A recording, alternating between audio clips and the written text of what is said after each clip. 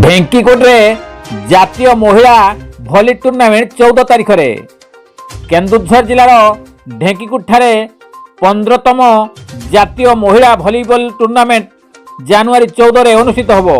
एथिरे झारखंड, ओडिशा, छत्तीसगढ़, बेंगल समेत 6टी मुख्य महिला भली दल अंशग्रहण करुछंती। सेहीपरि 15 तारीख में आंचलिक पुरुष भली टूर्णामेंट मध्य आयोजन होउछि।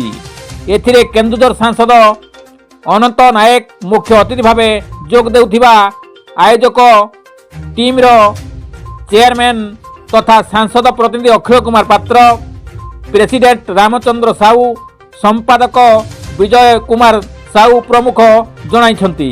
एणु एथिरे बहु संख्यारे लोक जोग देई खेलाड़ी को उत्साहित करने निवेदन कराई। कविंद्र राउत का रिपोर्ट, केडी न्यूज ओडिया।